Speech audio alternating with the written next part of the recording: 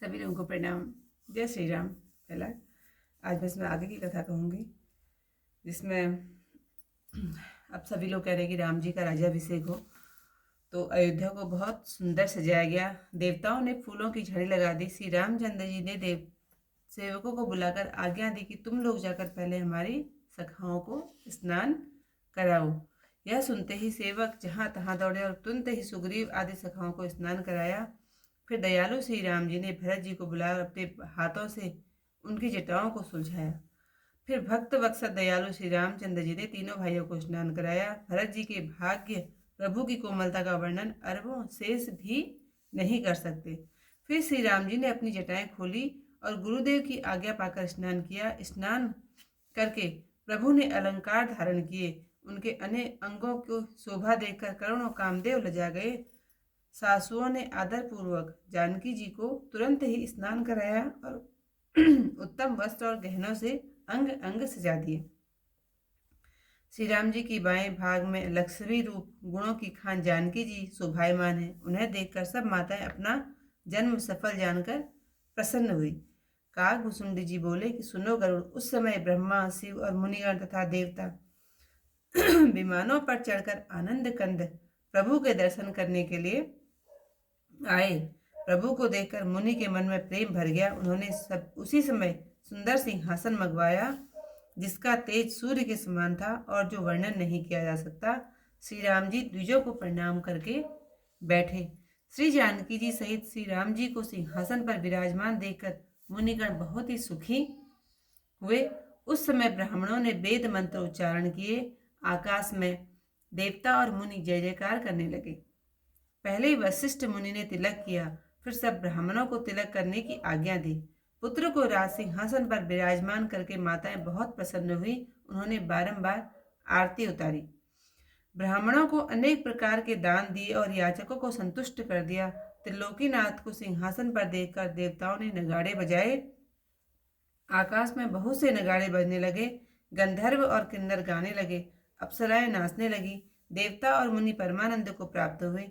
भरत आदि छोटे भाई विभीषण, अंगद, हनुमान आदि सब छत्र, चंवर, पंखा, धनुष, तलवार, ढाल और शक्ति को लिए सुशोभित है। श्री सीता जी सहित सूर्यवंश के भूषण श्री राम जी अनेक कामदेवों की सी शोभा से शोभित हैं। मेघों के समान सुंदर सांवले शरीर पर पीताम्बर देवताओं के मन को मोहित कर रहा है। मुकुट, भुजबंद आदि विचित्र आभूषण अंग अंग में सजे हुए हैं। कमल के समान नेत्र हैं, चौड़ी छाती है, लंबी भुजाएं हैं। जो दर्शन करते हैं वे मनुष्य धन्य हैं। हे पक्षीराज, वह शोभा, वह समाज, वह सुख कहते नहीं बनता। सरस्वती, शेष जी और वेद निरंतर उसका वर्णन करते हैं। उसका रस शिव जी ही जानते हैं। तब विभीषण सुख मानकर उठे और हाथ में रत्नों की माला उठा ली। यह वह माला थी जो सागर में ने रावण को दी थी, फिर वही विभीषण ने पाई थी। वही सुखदायक रत्नों की माला जानकी जी के गले में डाल दी। उनका ऐसा विशाल प्रकाश हुआ कि कोई राजा उसकी ओर देख नहीं सकता था। वहां राजाओं का समुदाय अधिक शोभित था, जो माला को देखकर सबका मन मोहित हो गया। उसी क्षण महारानी जी जानकी जी रघुनाथ जी की ओर देखकर मुस्कुराई।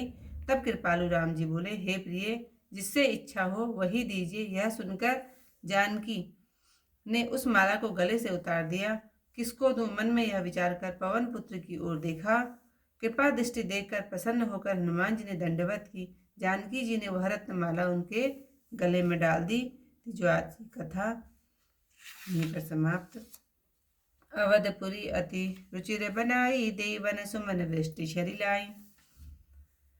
राम कहा सेवक कन बुलाई, प्रथम सखन अनुभावहु जाई। सुनत बचन तह तह जन धाये, सुग्रीव दादि तुरत अनवाये। पुनि करुणा निधि भरत हंकारे, निज करे राम जटा न्युआरे। अनवाये प्रभु तिन्यु भाई, भगत बछल कृपाल रघुराई। भरत भाग्य प्रभु को मलताई, शेष कोटि सत सकई न गाई। पुनि निज जटा राम विवराए, गुर अनुशासन मागि नहाय। करि मज्जन प्रभु भूषण साजे, अंग अनंग देखी सत साजे। सासुन सादर जानकी, मज्जन तुरत कराई। दिव्य वसन वर भूषण, अंग अंग सजे बनाई। राम बाम बाम दिशि शोभित, रमा रूप गुण खानी। देखी मातु सब हरसि, जन्म सुफल निज जानी।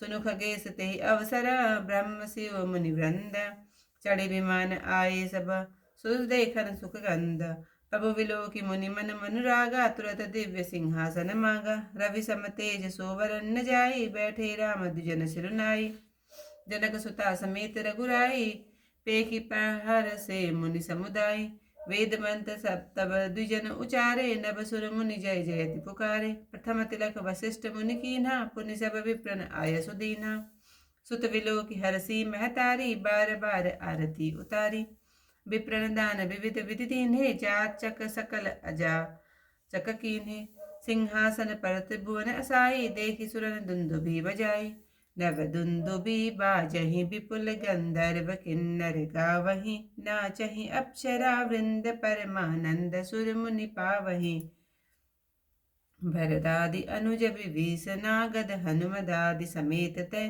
गए छत्र चामर व्यंजन तनु असी चर्म शक्ति विराजते श्री सहित दिन कर वंश भूषण काम प्रभु बहु छवि सोहहि नव अम्बुधर वर गात अंबर पीत सुर मन मोहहि मुख तागदादि विचित्र भूषण अंग अंगनि प्रति सजे अम्भोज नयन विशाल उर भुज धन्य नर नर खतिजे निरंग खतिजे वह शोभा समाज सुख कहत न बनई खगेश वर्णहि सादर शेष सुति सोरस जान महेश उठ्यो विभीषण तब सुख पाई रत्नमाल कर लई उठाई दीन जल्दि रावण को जोई पुनि विभीषण पाई सोई सोई रत्नमाल सुखकारी दीन जानकी कै गल डारी तासु ज्योति आसी भई विशाला सन्मुख लकी न सकत मही पाला राज समूह अधिकतः सोहा तेहि विलो की सब कर मन मोहा तेहि क्षण जनक सुता महारानी चितई राम तन कछु मुस्कानी कहो कृपालु पिया सुन लीजे सो जो इच्छा जही को सो दीजे सुनत वचन तब जनक दुलारी सोई गल से माल उतारी काहि देहु यह हृदय विचारी मारित सुत की ओर निहारी कृपा दृष्ट लखी पवन सुत हरसी दंडवत कीन रत्नमाल सो जानकी डारी गले में दीन सियावर रामचंद्र पद जय शरणम शंकर हरि ओम जय जय सिया राम मंगल भवन अमंगल हारी उमा सहित जही जपत मुरारी। प्याजी कथा यहीं पर समाप्त। इसे कथा के साथ आप लोगों के साथ फिर आऊँगी, तब तक के लिए सभी लोगों को प्रणाम। जय श्री राम।